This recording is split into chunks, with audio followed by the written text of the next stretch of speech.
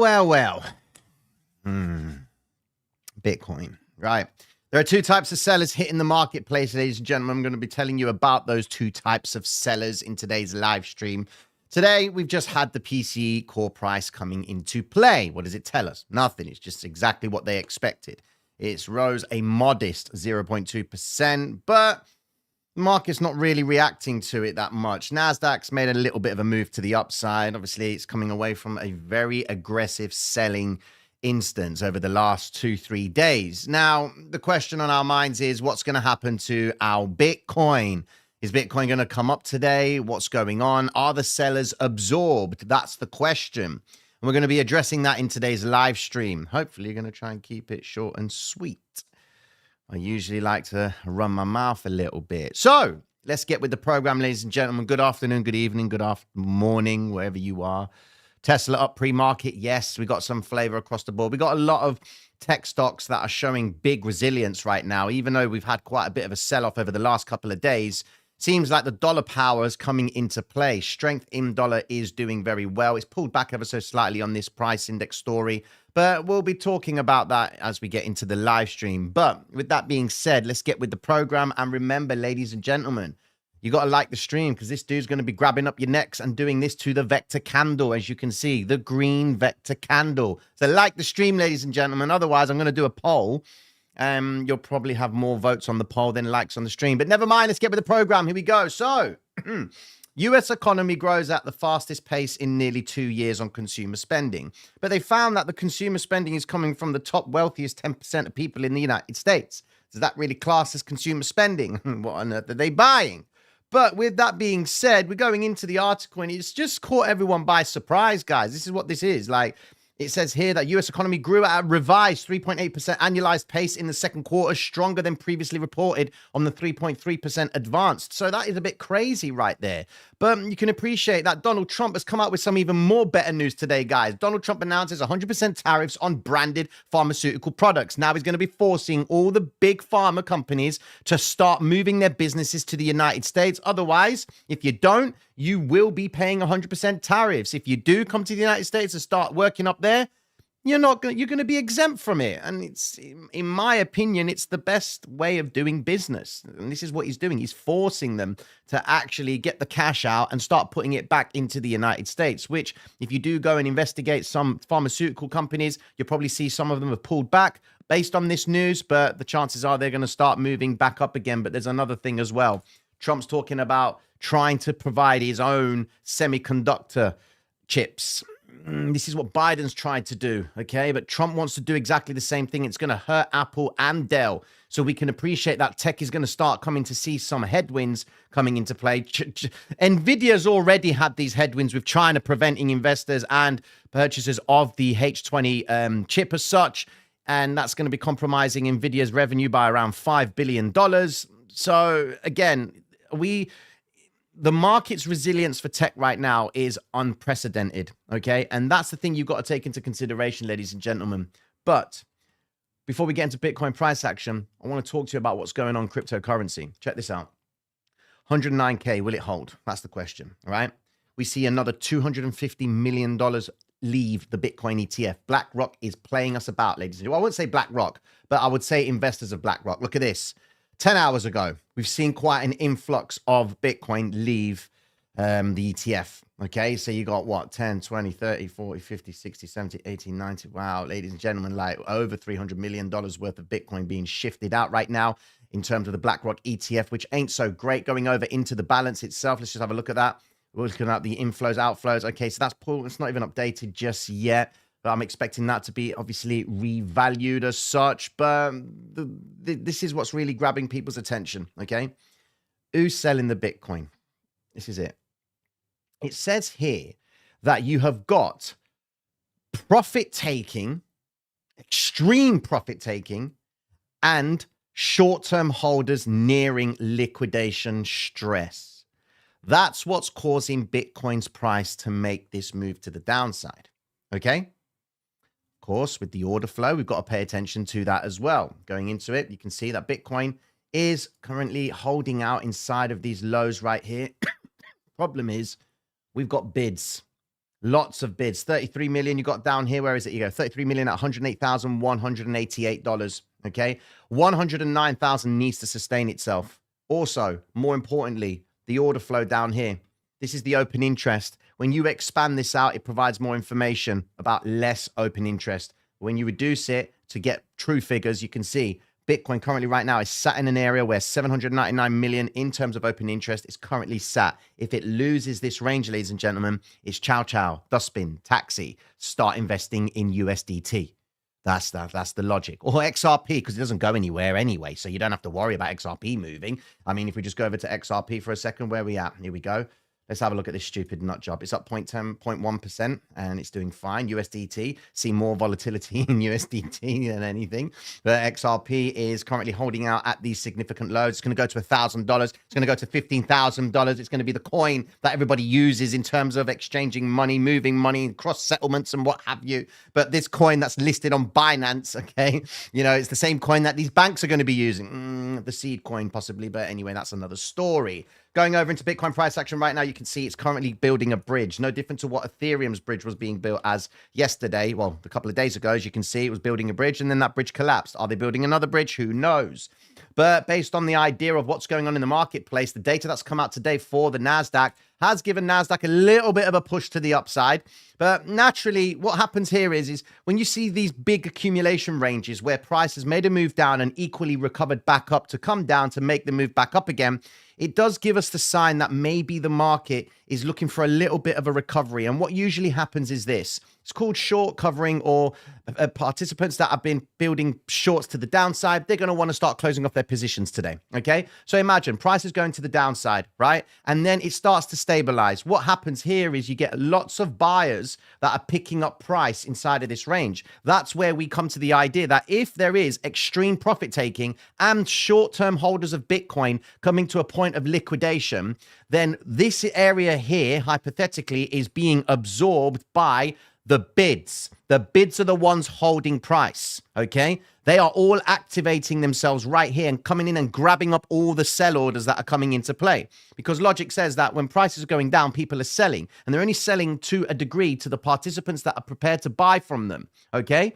And if there is a high concentration of guys in an area where they keep on absorbing the sell orders, right? Then that means that the book is going to then shift to the offering stance, where it's going to then start seeing in the time that it's spending absorbing all the sell orders and bids are being picked up, equally above the offers are building their positions in anticipation that when price gets ready to be lifted, they're going to get their liquidity taken and price is going to eat all that zone. That's what happens on the NASDAQ, okay? Because there is an aggressive bid and then there's aggressive offers, and they tried it again, and now it seems like they're doing the same thing right here to offer it out to then roll it over. That's the logic, okay? So given that the market has just reacted to the core price and it's coming in at 0.2, personal income came in at 0.4 and, of course, 0.6 higher than what they had projected, all right? And then we've got revised consumer sentiment coming out at 3 p.m. and we got barking later on, well, as we speak right now. Let's just see, is he saying anything just yet? Hold on, let me just see. Do we have anything from Barkin? Barkin's not really barking up anyone's tree. Yeah, Barkin's speech, staying sanguine on the horizon. He said firms want to pass along increased costs, including tariffs, but pushback from consumers may limit how much that can happen. Labor market may be weakening, but supply of workers is also growing more slowly. So they're neither here nor there when it comes to all the labor market, ladies and gentlemen. Let's just quickly go and have a look at where we are with the expectations of interest rates now that we've had this information regarding why the hell does it do this to me all the time? Yes, in regards to the interest rates, here we go. So 87.7, that was at 88 yesterday. Now it's coming in at 12.3% at the 4 to 4.25% region itself. Now, look, this is where it gets interesting as well in cryptocurrency. Check this out. So, you know, we like to look at stocks, all right? So look at this. Bitcoin miner Cypher upsizes private offering to $1 billion following Google-backed AI hosting deal. So here's the stock, ladies and gentlemen, something for you to chew your heads at. Cypher Mining operates in Bitcoin mining ecosystem dedicated to strengthening the Bitcoin network's infrastructure. Cool. Here's the website. Nice little website here. It also shows you what's going on with the stock market in the actual stock itself. And then when you go to the website, you can actually see where those sites are for the mining. So it looks like it's a cool place, but I'm just looking at the statistics of it all. You can see that quarter on quarter, it's really struggling with terms of its sales. But the last 2 quarters, we've seen quite an influx of liquidity coming into this. But equally, the earnings are super right now. And we've seen lots of accumulation coming into play on Cypher Mining. Now, you got down here that there are 281 funds actively engaging in this stock. 45% of the funds hold 45% of the stock. So they're actively trading it, and management only hold 3% of it. All right. That's really important. But what you've got to understand as well is it does have a decent market cap, but it looks like it's doing relatively well. Now, in terms of Bitcoin mining, there are several other stocks that you can get involved in when it comes to Bitcoin mining. But if you look at focusing exclusively on crypto mining stocks, something like this is going to help it. All right. They're going to try and do the old micro strategy approach. Okay. And try and offer out. So basically convertible bonds. It says here that Cypher Mining has upsized its planned private offering of convertible senior notes to 1.1 billion from 800 million. Let me explain something. Corporate bonds are so much more sought after than comparison to the US bonds. We know that is true. Why? Here's an example. You can go and get yourself a corporate bond at around 4.6, 4.7%. A corporate bond. Okay? Why would you go over to the US government where it's offered at 4.1? Doesn't make sense. Close to that 5% region is where investors are going to get a little bit excited, okay? That's why you're seeing over here in the bonds market, okay, you can see over here that we've got the 2-year yield itself is at highs, the 5-year is at highs, and the 10-year is at highs. But look at the pricing of them. 4.16%, the yield is on that. The expectation now is interest rates are currently at 4.25. That's where they are right there, okay? That's the 4.25 rate cut that we've got, okay? Problem is investors are expecting higher rates. So when the expectation of interest rate from the yields is higher than the actual interest rate itself, you got a bit of a problem there. It means that investors are like not going to be going into the bonds until they get the rates that they want. That could lead to hikes. I'm not saying that it's going to happen, but what I'm saying is it's a possibility. Don't get it twisted. The Federal Reserve can backtrack on this interest rate cut. It really can. It's done it before many a times. You want to know the impact of that? Bond massacre, 1974. They expected the anticipation of something, and instead they just changed the policy on the day. So just go and research the 1974 bond massacre and you'll understand exactly what I'm talking about. Okay, cool. Now, with that being said, let's go over and have a look at some more statistics on the Bitcoin, having a look at the data of liquidation levels. Let's go. Not liquidation levels. Let's go and have a look at the heat maps to put it into perspective where we at. Have you liked the stream, ladies and gentlemen?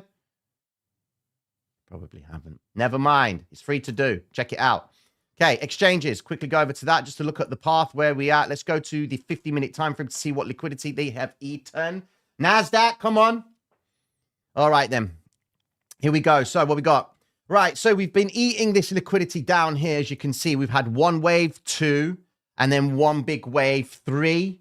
107,000 is logically the next spot for Bitcoin by the principle of liquidations in the leverage markets, okay? When we go over and have a look at where we are in terms of the levels of liquidation, just quickly pull that up for you and run that chart. You then have this story over here. Come on. There you go. Look at this.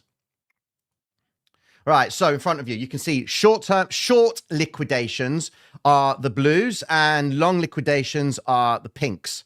The brighter pink implies that we've got lots of long liquidations using high margin, okay? So less leverage, high margin. That's where the liquidity sits, ladies and gentlemen, okay? Equally, this is where the short liquidations are on high margin, and that's all at 118,000. So there is an expectation that the market doesn't think that, it's going to go any further to the upside. What is going on here? Let me just sort this out because it looks like we're getting a little bit of lag on my computer. Never mind. Anyways, are we good with that, ladies and gentlemen? Is the live still on? I don't even know if this live is still happening. Can someone just comment, please?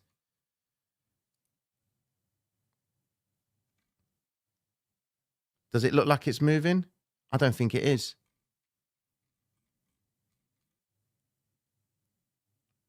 What's going on? Is this live working? Doesn't look like it. Is this live working? Yeah. My days. What's going on here? Speak to me. All right, cool. Let's put it into perspective. All right, so Bitcoin. Starting to go down. Market opens in 10 minutes time. Bitcoin's pulling back. I mean, that's not really great. We've got that disparity again. Bitcoin down, stock market up. It's one of those stories right there, ladies and gentlemen. Anyways, let's just quickly go and have a look at something else, okay? Let's just have a look at the NASDAQ, where we are with the volume for yesterday, okay, to understand the logic. So for the week so far, NASDAQ is trading below average on the weekly volume, okay? That's good news. Yesterday's price action showed volume above average, but price managed to close at the highest point possible, but still negative, which ain't too bad. That's all right, okay? But the one thing we do need to take into consideration is where we are right now with the NASDAQ. So Thursday, they fall for a third straight day, and they picked up distribution days on the NASDAQ 4, and there's 4 on the S&P. Stocks down on volume was 331. Stocks up on volume was 144. We need to understand what the stocks were down on volume to see if there's rotation in the stock market. Okay, so here we go. So looking at this list right here, stocks down on volume. Let's bring it up. Come on, come on. Here we go. Oh, come on. Where are you? Stocks up on volume. Not there. It's not been updated. Damn, it's not been updated. So we won't know until they update it. But never mind. But you can appreciate that the stocks that are probably up on volume, okay, right now, as we saw earlier when I did an update, was energy. Energy stocks are up. Tech stocks are starting to pull back. We know that's the case right here. Quickly going over into NVIDIA to have a look at where we are with that story. Let's go to MicroStrategy. Hold on. Not MicroStrategy, Meta. Meta's currently gapping up at the open. NVIDIA is currently trading positive for the open. That is very interesting. It's trading positive for the open. It's holding out. I'm telling you now, with all the madness that's happening right now with NVIDIA and what have you, it's actually doing really well, to say the least. Do apologize, is live working? Yes, you're good. This week was just pants for trading. Never mind. Do you have any questions for me, ladies and gentlemen? I don't know what's going on. I don't know what it is, but anyways, probably something going off. I probably need to just reset my computer, to be honest with you. I am running quite a few bits and bobs on there, but never mind. Anyways, here we go. We've got a question here. Green Tea, thank you very much. What do you think about Tom Lee's BMNR stock? Okay, yeah, Tom Lee's BMNR stock is kind of good. We can't really deny that. Hold on a second. We just get rid of all of this, get rid of this, get rid of this, and just search for BNMR. Okay. All right, and so BMNR. Here we go. So Bitmine immersion. So it's heavily invested in the Ethereum story, okay? Currently priced at $49. Hasn't really been doing too much. I mean, you can appreciate it's got lots of volume, like big market cap, okay? Price action really ain't doing anything. It's currently up nearly 1% in pre-markets. So that's sort of good news for us.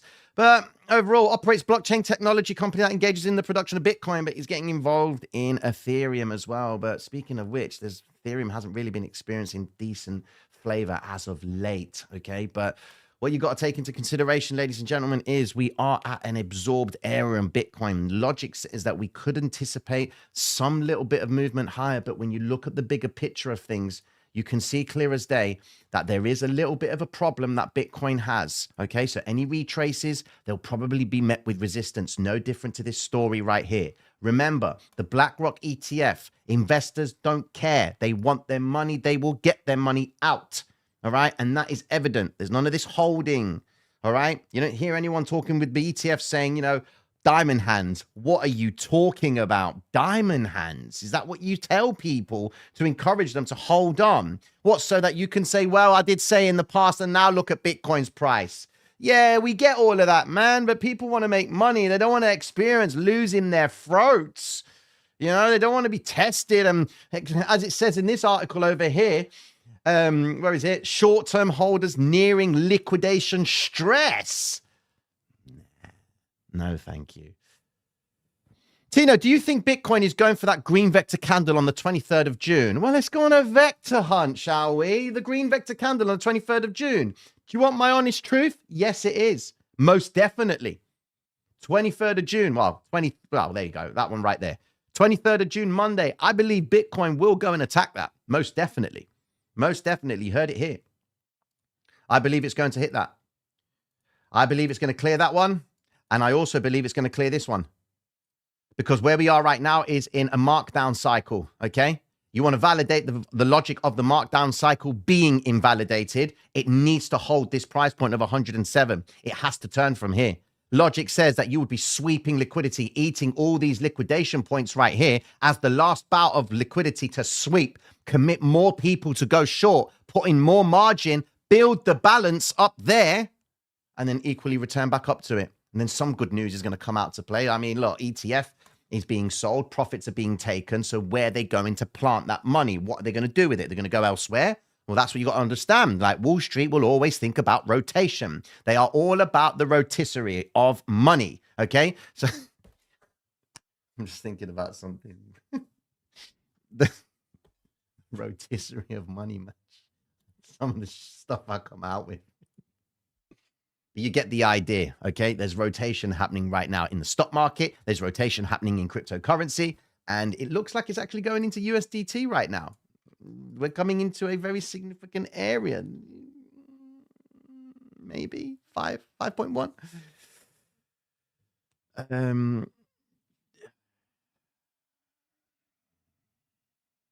How is Circle? Let's have a look at Circle, actually.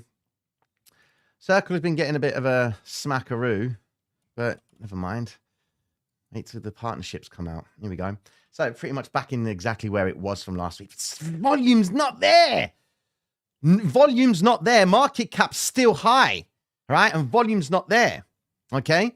So that's good news. It's just volatility, that is. It's not a problem. It's up now to 1.64% in pre-market. Okay? So it's obviously doing a little bit of a recovery. But depending on how NASDAQ behaves today, is going to be a different story. We got the options expiry today for cryptocurrency as well. So that's going to be an important one as well, guys. But yeah, I do believe Bitcoin's going to come down to the 102 region. Tino, ETFs are realizing losses they bought at the highs. Most definitely.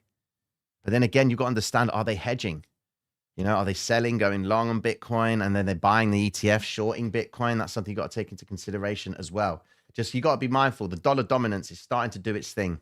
Okay. It is starting to climb up. And let me tell you that when the dollar moves back up, because it will go back up, go to 100 easily, go back up to 100, right?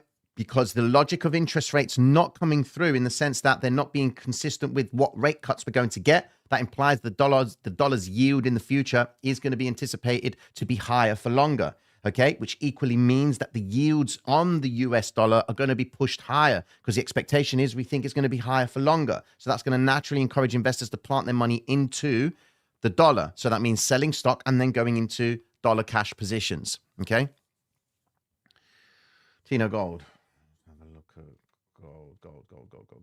Where are we with gold? Gold. Where's gold? What have I done? Where's my gold? Here we go. Again, I mean, gold is just, what do you want me to say to you? It's just consolidating. It's preparing. It's getting ready to try and do something. It has swept upwards, but I think it's just been really quiet. The market's not really doing anything. NASDAQ's moving down. Okay, that's fair enough. But it's all about what the market does. I mean, today, Friday, it's always a tricky day to trade, ladies and gentlemen. Straight up, I'm not trading. Okay, I'm not looking at trading today. It's a very tricky day, Fridays. I don't like trading Fridays, and that's it. Tino the bearish. Tino back at it again. Oh, my days. Tino the bearish. You don't understand what bearish means. You really don't. When prices rise, I'm bearish. When prices drop, I'm bullish. Don't we get that now? Come on. If you're saying bearish when prices are dropping, and you're missing the boat, really missing the game. I mean, it's just okay. Just explain to me if I'm, if price is dropping and it's bearish, why has he just bought $3.76 million worth of Bitcoin or a bid order? Why is he buying at that point? Why would he buy there? Why not up here? You know, when price is rising to the highest point, why would he sell 2 million at 113,888? He must be stupid to sell an investment that's increasing in value. He must be really stupid to do that. When you buy an investment, you sell it at the lowest price.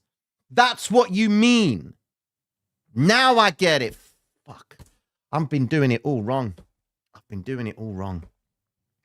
You buy at the highest point, you sell at the lowest.